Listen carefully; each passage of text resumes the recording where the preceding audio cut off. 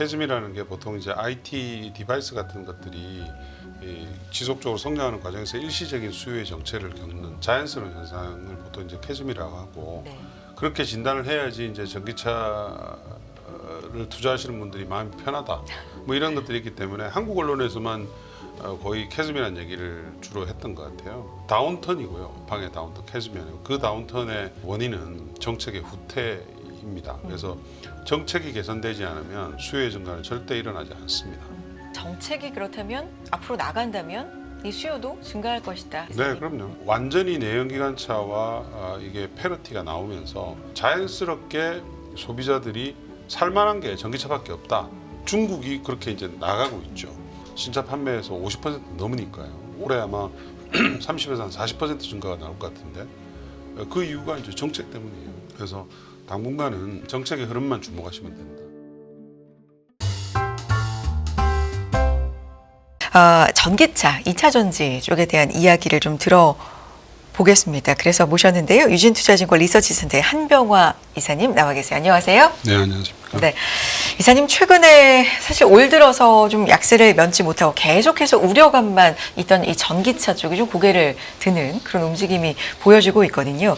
이유가 있다면 어디에 있는지 최근에 어디 주목을 좀 하고 계십니까? 궁금합니다. 전기차의 수요는 네. 정책의 함수거든요. 아직 초기 산업이고 내연기관차보다 완전한 경쟁력을 아직 확보 못한 상태이기 때문에 네. 정책의 변동성이 매우 중요한데요. 작년에는 유럽과 미국의 합산 전기차 판매가 28% 증가해서 그 전년도보다는 성장률이 많이 낮아졌지만 나쁘지 않은 성장을 보였었는데요. 네.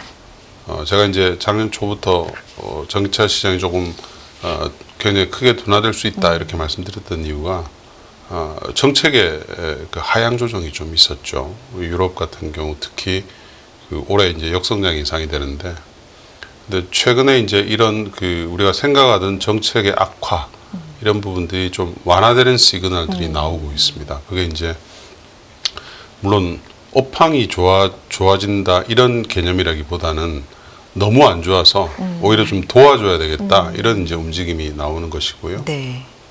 대표적으로 이제 유럽이 그렇습니다. 네. 유럽의 전기차 판매가 너무 안 좋기 때문에 가장 큰 시장인 독일에서 세액 공제를 도입한다든지 또는 보조금을 일부 지금 다시 재개하려는 움직임을 보이고 있죠. 미국은 트럼프 때문에 사실은 굉장히 정책 리스크가 커진 상태였는데 아직 이제 대선이 어떻게 될지 모르겠죠. 그러나 그 공화당 의원들 다수가 IRA의 전면 폐기를 반대한다는 그런 이제 공식 발표를 한 상태이고 하기 때문에 만약에 이제 공화당이 상하원을 다 차지하고 트럼프 대통령이 된다 하더라도 미국의 그 전기차와 관련된 IRA 보조금은 계속 유지될 수 있다. 이런 지금 확률이 굉장히 높아졌습니다. 네. 그런 것들 때문에 저는 이제 오히려 작년하고 반대 얘기를 하죠. 지금 되게 안 좋지만 지금은 오히려 그 전기차 섹터, 배터리 섹터에 대해서 그 바닥을 치고 이제 올라갈 수 있는 기조가 마련되고 있다. 이제 이렇게 말씀드리죠. 정책의 함수인데 그 정책이 최근에는 좀 도와주는 쪽으로 돌아서고 있다. 대표적으로 EU의 신임 집행부 인선이 완료됐는데 친전기차 인사들로 구성이 됐다. 이런 얘기들이 나오는데 이게 사실 좀 생소한 이야기여서 네. 어떻게 구성이 됐는지 좀 소개해 주세요. 굉장히 중요한 얘기입니다. 네. 그러니까 EU가 사실은 최근에 이제 선거가 끝났는데 네. 완전히 우경화가 됐죠. 우파들이 특히 이제 극우들이 굉장히 많이 들어왔고 최근에 주요 국가 선거들에서도 극우들이 막 발언을 하는 그런 상황이잖아요. 그런데 이제 그 우파들은 보통 이런 그 그린 산업에 대해서 도와주는 것을 그렇게 아주 그렇게 찬성하거나 그러진 않죠. 그래서 딴지를 많이 거는데 그래서 요번 신임 EU 집행부 안에서도 그런 쪽의 목소리가 커질까봐 우려를 했었거든요. 근데 최근에 이제 인선은 끝났습니다. 아직 이제 청문회 절차를 거쳐야 되기 때문에 임무는 아마 한 11월부터 될 것 같은데 주요한 이제 부서들 있잖아요. 네. 6명의 집행위원과 위원장 27명이 이제 이걸 운영을 하고 이 집행부의 의중에 따라서 많은 정책들이 좌지우지되기 때문에 굉장히 중요한데요. 그 해당 주요 3개 부서가 있는데 이 3개 부서의 그 집행자들이 집행위원들이 전부 다 클린 산업, 전기차 이런 쪽을 굉장히 그 강조하는 분들이기 때문에 지금 우려가 이제 내년부터 이유는 CO2 규제가 강화되기 때문에 완성차 업체들이 한 15% 정도 CO2 평균 배출량을 줄여야 됩니다. 네. 그래서 이제 그 주요한 저가 모델들, 전기차 모델들 출시를 예정을 하고 있는데 EU 시림 집행부가 CO2 배출의 규제 완화를 하거나 생각을 해버린다면 이런 부분들이 김이 확 빠지는 거죠. 근데 이제 그럴 가능성이 낮아졌기 때문에 내년도에 저희가 이제 EU의 전기차 판매를 올해 대비해서 한 16% 정도 성장을 예상을 하게 됩니다. 네. CO2 규제 준수를 하기 위해서 신규 전기차 모델들도 이제 뭐 늘리고 줄이고 이런 조정들을 하게 되는데 이 정책에 따라서 그러면 기존의 계획에 있던 뭐 그런 숫자들이 좀 늘고 줄고 이런 흐름이 지금 보이는 거예요, 이사님? 그렇죠. 네. 그러니까 그 최근에 나온 보고서들 보면 네. 그러니까 올해 유럽에서 많이 팔리는 전기차들 그러니까 탑 한 10에서 20까지 이렇게 보면 요 전기차들의 판매가 좀 부진하거든요. 네네. 그래서 이제 역성장인데 내년도에는 올해 주로 팔리는 한 20몇 개 차종과 유사한 그 숫자들이 네. 신차로 발매가 되고요. 특히 25,000 유로 이하의 저가 그 전기차가 올해는 지금 모델이 2개입니다. 2개인데 내년도에는 5개로 늘어납니다. 그러다 보니까 이제 내년도에는 판매를 많이 해야 될 수밖에 없는 규제가 이제 벌금으로 나오기 때문에요.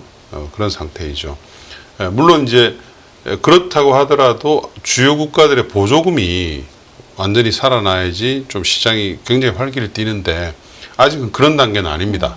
그래서 일단 독일이 세액 공제는 하지만 보조금에 대해서 할지 안 할지에 대해서는 서로 지금 이제 집행 다수당 내에서도 논의가 지금 진행되고 있는 상황이라서 근데 이제 너무 어려우니까요. 네. 유럽의 완성차 업체들이 너무 어렵기 때문에 이 상태에서 도와주지는 않고 규제만 하는 이런 상황은 저희들이 생각이 좀 어렵거든요. 워낙 큰 산업이기 때문에 그래서 도와줄 것으로 그렇게 이제 보고 있고요.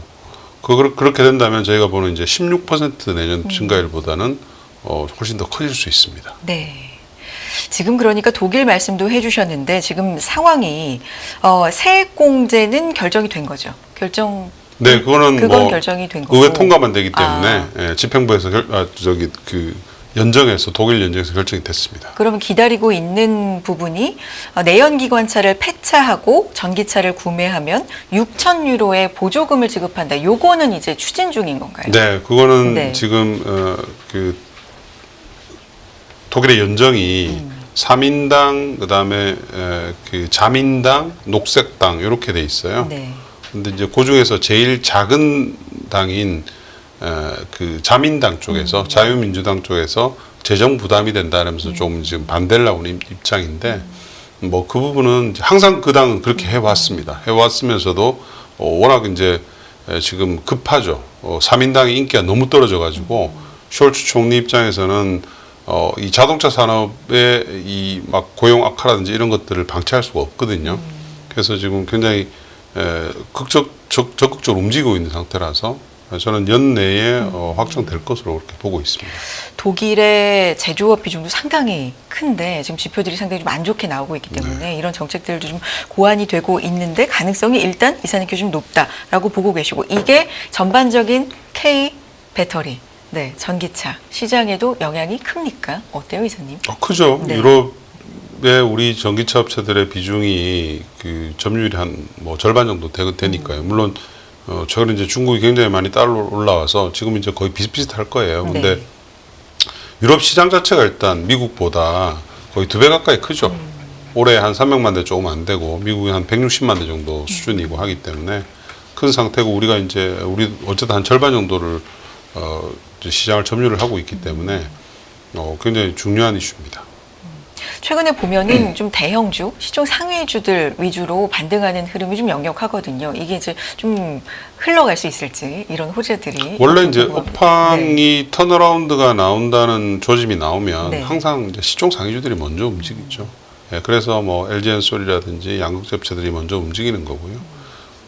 다만 이제 내년도에는 본격적인 업체들의 실적이 이제 증가세로 돌아설 거기 때문에 내년도에는 아마 밸류에이션에 따라서 밸류에이션이 너무 비싼 종목들보다는 조금 더 매력이 있는 종목들, 절대 시총이 작은 종목들 이런 종목들이 그 움직일 것으로 보고 있고요.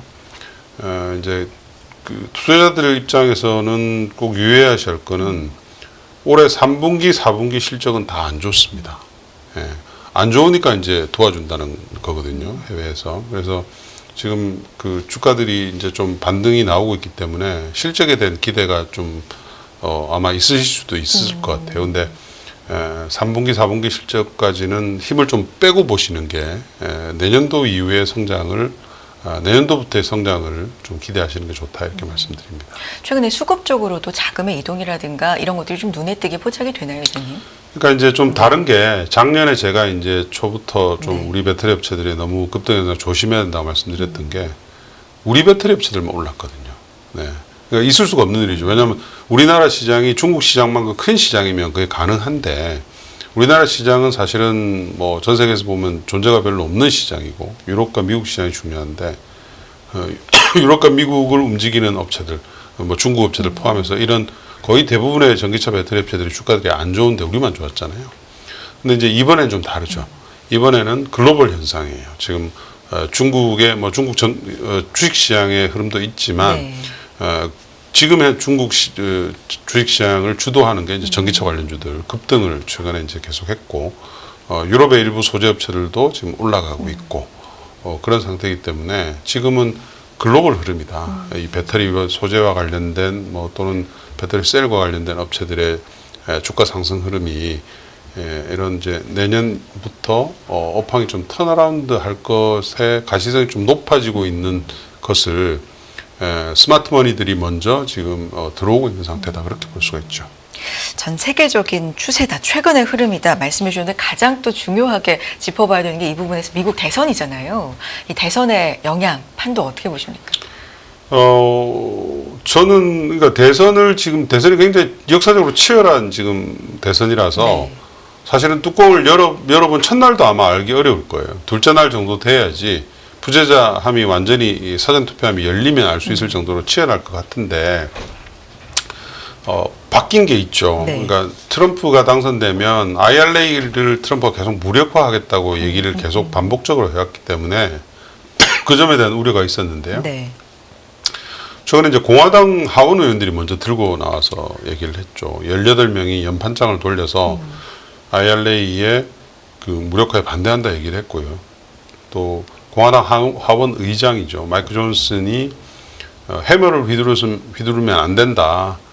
그러니까 표적을 맞춰서 조금씩 바꾸는 그런 것들은 자기도 찬성을 하지만 해머를 휘둘러서 IRA 전체를 무력화시키는 반대한다 이렇게 얘기를 했어요. 그 말은 공화당 지역구에 워낙 많은 지역구에 전기차 배터리와 관련된 투자들이 이루어지고 있기 때문에 IRA를 무력화시키면 사실은 자기들의 의석이 위험한 거예요. 미국의 선거는 2년마다 있거든요. 우리가 대선을 4년마다 보지만 2년마다 하원 선거가 있습니다. 상원도 3분의 1씩 나눠서 있고 하기 때문에 전체적으로 고용이나 경제적으로 긍정적인 그 효과를 나타내는 경제 정책에 대해서 무력한다는 건 좀 어렵고요. 다만 이제 트럼프가 당선되면 연비 규제는 없어질 가능성이 이건 90% 이상입니다. 그렇게 뭐 일기에서도 그렇게 했기 네네. 때문에 그래서 근데 그 점을 감안한다 하더라도 미국의 전기차 시장은 역성장은 없다. 왜냐하면 예전에 트럼프 일기 때의 연비 규제를 없애면서 1년 후부터 역성장이 있었는데 그때는 20만 대의 전기차까지만 보조금을 주는 법이 있었고 거기에 따라서 대부분의 전기차 그 점유율을 갖고 있던 테슬라와 GM이 보조금이 중단됐었어요. 그러다 보니까 이제 역성장이 2년 동안 있었던 건데 이번에는 이제 IRA 보조금이 있다면 연비 규제가 무력화된다 하더라도 아주 하이 성장은 아니겠지만 중간 정도의 성장. 저는 한 10% 중후반 정도를 보고 있어요. 만약에 이제 트럼프가 안 되면 거의 20%에서 30% 넘어가는 성장이 있겠지만 그런 성장이 있을 것으로 보고 있어요. 그래서 최악의 미국도 정책적인 리스크는 좀 지나가고 있는 듯한 느낌이다 이렇게 판단합니다. 해리스 후보가 만약에 된다면 이런 영향이 해리스가 된다면 미국 시장은 바이든의 정책 기조 계속하는 네네. 거거든요. 가는 건데 미국 시장이 최근에 이제 약갔던 이유가 여러 가지 이제 이유가 있습니다만 우리가 이제 기대를 하고 IRA 이제 그 보조금이 나오고 있는데 구매 보조금은 지금 제대로 나오고 있죠. 나오고 있는데 인프라 부양 법안이라는 게 같이 통과됐고 그 인프라 부양 법안에 전기차 충전 인프라를 까는 돈들이 이제 거기 예산이 포함이 되어 있거든요. 근데 그게 좀 집행이 늦어요. 늦어서 최근에서야 이제 그게 실제로 돈들이 풀리고 있습니다. 그래서 충전 인프라 확보가 아마도 올 연말부터 해서 내년 때 이렇게 좀 많이 그 확산이 될 가능성이 높기 때문에 그런 효과까지 이제 좀 감안을 하게 되면 해리스가 되게 되면 거의 30% 이상의 그런 성장이 이제 지속될 것으로 그렇게 보고 있죠. 그렇군요. 이사님 이제 전반적으로 오늘 시작의 키워드를 정책의 함수다 전기차는 네. 이런 이제 톤으로 유럽 쪽의 변화 또 미국 대선의 영향 이런 것들 짚어주고 계시는데 사실 근본적으로 전기차 얘기할 때 계속 나오는 뭐 캐즘이라든가 안전성에 대한 얘기 이런 것에 대한 변화가 없이 정책만으로는 상방을 뚫는 흐름이 아니라 어느 정도 좀 막혀 있는 데까지 반등 정도가 아니냐라는 의견도 일각이 있을 수 있거든요. 어떻게 보십니까? 캐즘이라는 진단은 잘못됐다고 제가 여러 번 말씀드렸죠. 네. 그러니까 이게 캐즘이라는 게 보통 이제 IT 디바이스 같은 것들이 지속적으로 성장하는 과정에서 일시적인 수요의 정체를 겪는 자연스러운 현상을 보통 이제 캐즘이라고 하고 네. 그렇게 진단을 해야지 이제 전기차를 투자하시는 분들이 마음이 편하다. 뭐 이런 것들이 있기 때문에 한국 언론에서만 거의 캐즘이라는 얘기를 주로 했던 것 같아요. 다운턴이고요. 업황의 다운턴 캐즘이 아니고 그 다운턴의 그 원인은 정책의 후퇴입니다. 그래서 정책이 개선되지 않으면 수요의 증가는 절대 일어나지 않습니다. 지금의 사이클상에 봤을 때. 근데 이제 그게 바뀌는 지금 초기 국면으로 들어가기 때문에 주식들이 이미 움직이고 있는 것이죠. 네. 네. 이거는 정책의 후퇴로 인한 거지 정책이 그렇다면 앞으로 나간다면 이 수요도 증가할 것이다라는 논리네요. 네, 그럼요. 네. 네, 그렇게 되고 이제 완전히 내연기관차와 이게 페러티가 나오면서 이제 자연스럽게 소비자들이 살만한 게 전기차밖에 없다. 지금 그게 이제 중국이 그렇게 이제 나가고 있죠. 중국이 이제 신차 판매에서 50% 넘으니까요. 넘는데 그런 중국은 캐즘이 없잖아요. 지금 올해 아마 30에서 한 40% 증가가 나올 것 같은데 그 이유가 이제 정책 때문이에요. 이구환신 정책을 도입을 했기 때문에 중국의 판매가 저렇게 좋은 거거든요. 그래서 당분간은 정책의 흐름만 주목하시면 된다. 이렇게 보십니다. 알겠습니다. 말씀해 주신 것처럼 이 전반적인 이 전기차 업황이 좀 정체랄까 이게 뭐든 간에 이유가 뭐든 간에 그러다 보니까 좀 다변화하는 뭐 하이브리드라든가 우리나라 국내 업체도 이런 쪽으로 좀 다변화하는 흐름들이 좀 많았잖아요. 이것이 전반적인 차 시장 전기차도 그렇고요. 어떤 영향이 있을까요? 일단 하이브리드의 네. 선호도는 지금 높아져 있는 그렇죠. 상태입니다. 높아져 있는 상태이기 때문에 그 점은 전기차 업체들한테는 좋지는 않은 얘기죠. 그러니까 전기차를 팔아야 되는 배터리 업체들한테는 네. 특히 좋지 않은 얘기인데 그래서 이제 결국은 또 같은 얘기인데 네. 전기차를 지원하는 보조금을 재개한다거나 뭐 이런 이슈들, 정책적인 이슈들이 그쪽으로 끌고 가야 되는 거죠. 근데 유럽은 끌고 가지 않을 수가 없는 상황이에요. 왜냐하면 CO2 규제 때문에 전기차를 하는 것과 하이브리드를 하는 것은 한계가 있거든요. 전기차를 하지 않으면 순수 전기차를 특히 하지 않으면 CO2 감축이 그렇게 크게 낮아지지 않기 때문에 정책적으로 이거를 선택을 해야 되는 입장인데 이미 유럽의 EU의 CO2 규제는 입법화가 돼 있는 상황이에요. 그래서 이걸 되돌리려면 신임 EU 집행부가 굉장히 강하게 푸시를 해야지 반대 입법을 할 수 있는데 아까 말씀드린 대로 전기차를 좋아하는 그 집행위원들이 대부분 당선이 지금 인선이 됐기 때문에 그럴 가능성이 낮아진다는 거죠. 그러면 EU가 선택할 수 있는 길은 완성차 업체들을 이 전기차를 팔기 위해서 많이 팔기 위해서 도와주는 방법밖에 없다. 어려우니까 벌금을 많이 내게 할 수는 없잖아요. 그래서 이제 예를 들면 이런 게 있습니다. 연비 규제 초기에 2019년부터 이제 EU가 이제 시작이 됐는데 그 당시 초기에 업체들이 어렵다고 해서 슈퍼 크레딧이라는 걸 줬어요. 전기차 한 대를 팔면 한 대가 아니고 두 대 파는 것으로 인정해 주겠다 이런 거죠. 그래서 이번에도 규제를 갖다가 완화하기보다 이런 좀 더 도움을 주는 이런 이제 크레딧 제도를 도입할 수가 있다. 슈퍼 크레딧 제도를. 그러면 이제 완성차 업체들 입장에서는 빨리 팔아야지 네. 크레딧을 많이 받을 거 아니에요. 그럼 벌금을 이제 훨씬 적게 낼 거니까 이제 그런 류의 정책들이 나올 수가 있죠. 네. 알겠습니다. 정리를 좀 해보면 기대 요인은 앞서서 좀 오늘 중점적으로 말씀해 주신 정책 부분들 좀 살펴볼 필요가 있을 것 같고 기대 리스크 요인 정리를 해주신다면요. 이사님. 리스크 전기차. 요인요? 네. 리스크는 당연히 그 중국의 바로죠. 네, 중국이 지금 미국은 어쨌든 막혀 있지만 유럽과 이머징 국가에서는 워낙 지금 세게 치고 나오고 있는 상태고 EU가 이제 어느 정도 무역 장벽을 치려고 하지만 그건 좀 한계가 있고요. 특히 배터리에 대해서는 또 뭐 그런 입장이 아니기 때문에 아마 시간이 지나면 지날수록 유럽의 전기차의 점유율은 중국이 우리보다 앞서 나갈 가능성도 있습니다. 그러나 이제 그거를 우리 업체들이 이제 어떻게 방어하느냐에 따라서 좀 결론은 또 달라질 수가 있고 최근에 이제 좀 긍정적인 것은 우리가 이제 그동안 FP에 대해서 너무 사실은 우리 업체들이 대응을 별로 못해서 지금 가장 큰 원인이었거든요. 마켓 쉐어를 잃어버린. 근데 이제 그 국내 업체들이 FP에 대해서 적극적으로 지금 도입을 하는 그런 지금 과정에 있고 이런 부분들 때문에 어느 정도의 그 중국 업체들하고의 방어는 할 것으로 그렇게 이제 보고 있거든요. 그래서 항상 중국의 흐름을 중요하게 생각해야 됩니다. 중국의 업체들의 주가, 그다음에 중국 업체들이 움직이는 것에 따라서 변하는 리튬 가격, 중국의 그 신차들의 출시 이런 것들을 항상 좀 주목하시는 게 리스크를 점검하는데 좋은 도움이 된다 이렇게 말씀드리죠. 알겠습니다. 오늘 여기까지 듣도록 하겠습니다. 유진투자증권 리서치센터의 한병화 이사 함께했습니다. 이사님 오늘 말씀 고맙습니다. 네, 감사합니다.